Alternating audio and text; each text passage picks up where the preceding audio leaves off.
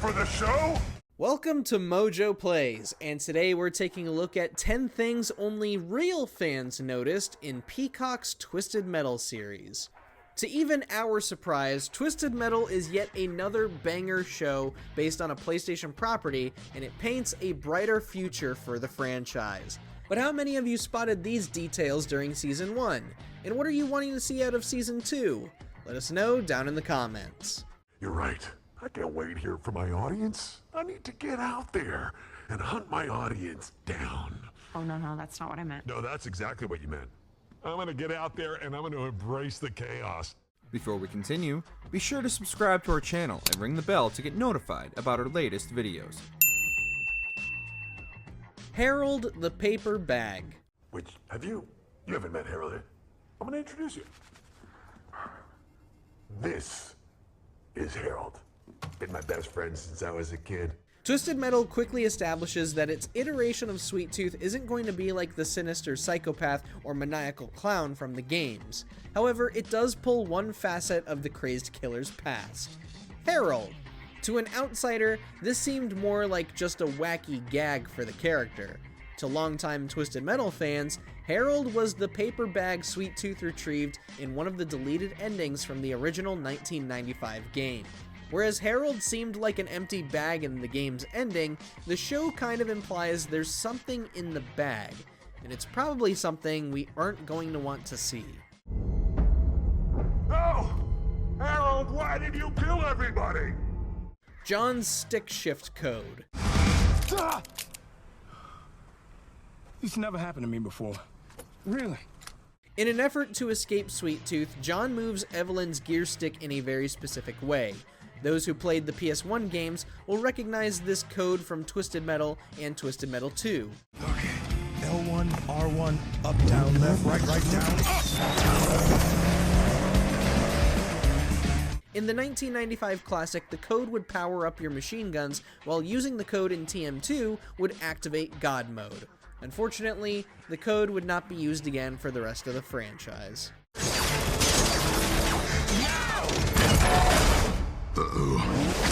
Agent Stone's backstory. I saw that. I get it. You want to be adults, and that makes sense. Two beautiful young women. Ugh, sketchy much? No, I was just giving you a compliment. Okay, perv. The TV show does a tremendous job of pulling pages from across the games to flesh out its characters, especially Agent Stone. In the show, Stone was a rent-a-cop who is easily enraged when mocked, and part of his rage was the result of a little girl's death. This backstory is very similar to the Agent Stone we saw in Twisted Metal Black. This version of Stone was a sniper for Midtown's police force, and while trying to take down a group of terrorists, his mindless shooting resulted in one little girl's death. Basically, it's the same plot point with a different setting, and honestly, the show used it well to make Stone an excellent villain. You did this! I was here to help! You had to resist! This is your fault! You broke the law! Granny Dread's rewrite. My getaway sticks ain't what they used to be. Granny? Your air tubes go to nowhere. One of the biggest surprises of Twisted Metal was how it used characters from the less liked third and fourth games. You know, the ones not made by series creators David Jaffe and Scott Campbell. One character we didn't expect to have a significant role was Granny Dread. In Twisted Metal 3, Granny was just a cranky old lady who drove Hammerhead and competed in the tournament for a chance at a life of peace and quiet. Funny thing about the show's depiction is that they turned her into a new version of a cut character from TM2, Granny Dark, who would have been the driver of Darkseid had Darkseid been put into the game. In the show, Granny Dread is the eldest of a group of folks living inside juggernauts, and she's ready to move on to the afterlife for some peace and quiet. She's even sent away with Fang, the same dog that TM3's Granny Dread had alongside her.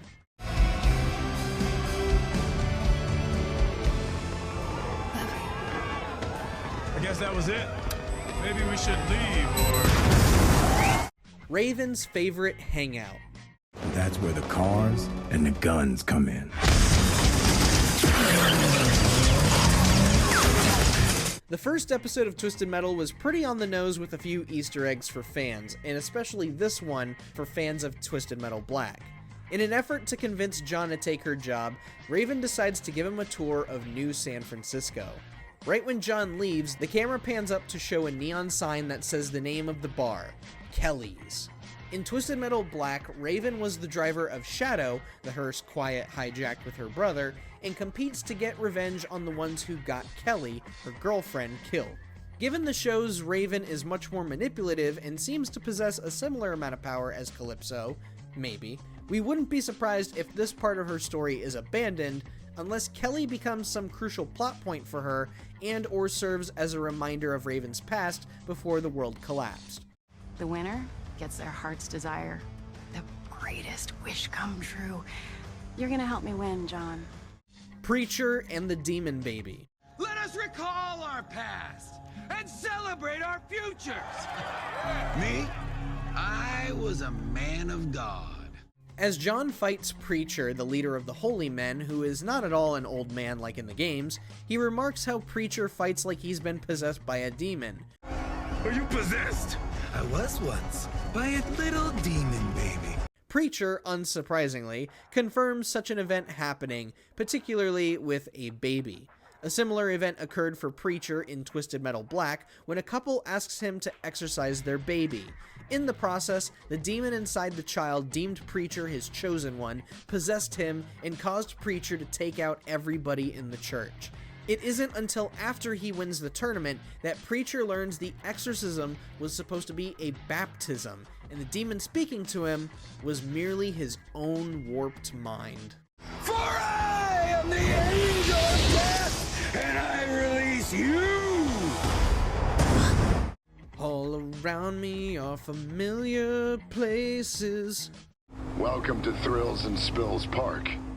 I came here every weekend growing up. Though Twisted Metal does take place in the real world and features major cities, it does make use of the franchise's fictional locations in some form. One of the first ones featured is Thrills and Spills Park, an amusement park featured in the 2012 Twisted Metal that serves as the battleground between Quiet and Stone in the show. Also from TM12 is Watkins Harbor, but it isn't shown, only mentioned by name. In the show's lore, Watkins Harbor exploded and caused an artificial weather phenomenon dubbed the Watkins Storm. One last location worth pointing out is the junkyard John takes refuge in.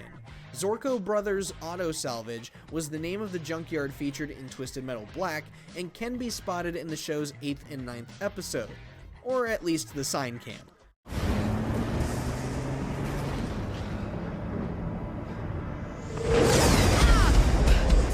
A colorful cast of milkmen. I'm here with Johnny? Mary? Oh my God. Now, episode 7 was the one to hype every Twisted Metal fan. John and Quiet swing by a rest stop dedicated to milkmen, and it's here that we get to see where other Twisted Metal characters have been this whole time. You'll spot Pizza Boy and Petunia from Twisted Metal 4, Mr. Slam from Twisted Metal 2, Pit Viper from Twisted Metal 1, and of course, Bloody Mary from Twisted Metal Black. Of course, Bloody Mary steals the show because, like Agent Stone, Preacher, and Granny Dread, backstory references.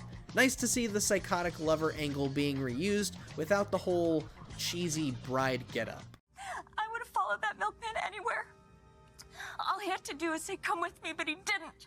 Amber Rose. Oh, save your strength.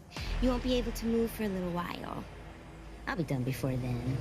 Okay, last time we geek out over backstory stuff, but Amber Rose was another TM3 character we did not expect to have as big of a role as she did. In the show, Amber is an environmentalist with an extensive knowledge of plants, mostly the ones that can paralyze, poison, or straight up kill people. She even recycles the scrap of her enemies' vehicles, just like her video game counterpart. The only difference between the two is that the show's version of Amber Rose isn't dressed in a skimpy tight outfit and is also the love of the alluring Miranda Watts, the driver of Twister. We gotta say, it's really cool how the show is finding a place for even the obscure and most disliked Twisted Metal characters, and there are still more to expect as we'll see in our final entry. Is it true somebody threw you out of a moving truck? Only because I poisoned her first. The end of episode 10.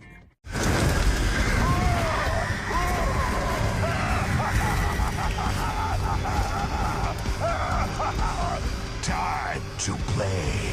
Episode 10 was one hell of a finale.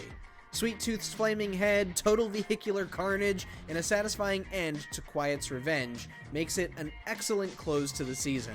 But the way it sets up the second season has us really excited.